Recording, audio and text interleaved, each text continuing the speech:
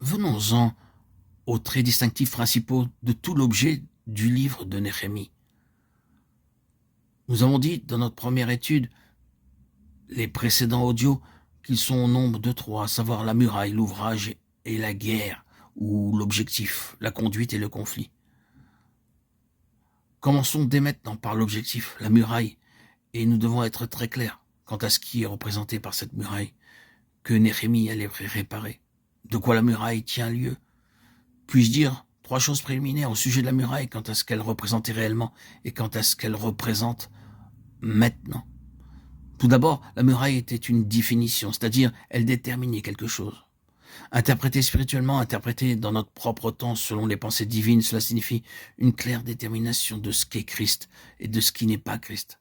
Cette muraille de Jérusalem délimitait un certain secteur, un certain territoire, et elle se dressait là, originellement, pour dire maintenant ce qui se trouve à l'intérieur de cette muraille, de cette marque distinctive, et d'un certain ordre, d'un certain caractère. À l'intérieur de ceci, les choses sont de ce type.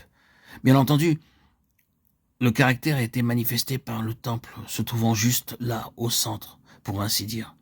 Mais la muraille était un facteur déterminant et nous n'avons pas besoin de détailler davantage à ce propos.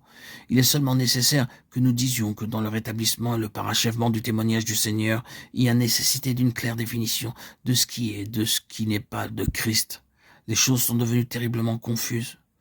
Voici la muraille est en ruine et il y a beaucoup de décombres. Je vais présentement m'occuper des décombres, mais voici le fait. Il y avait beaucoup de décombres là où la muraille se trouvait auparavant.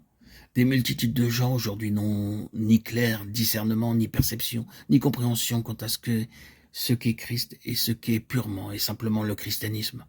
Dans le christianisme évangélique, les choses sont devenues terriblement embrouillées.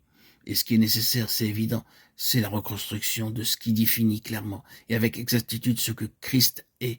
Ce Christ doit être clairement compris et connu.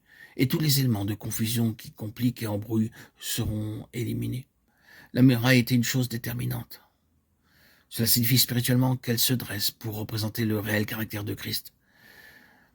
J'ai dit quelques audios auparavant qu'il y a beaucoup de choses à l'arrière-plan de ce que je dis, qui ne peuvent pas trouver d'expression maintenant.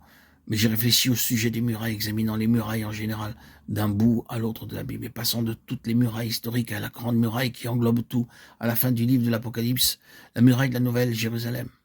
Et je trouve, entre autres choses, qu'une muraille doit définir le caractère ou la nature de ce qui se trouve à l'intérieur.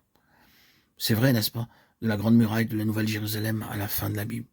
Son trait distinctif principal, pour nous dire, est son caractère, sa gloire, sa beauté, sa pureté.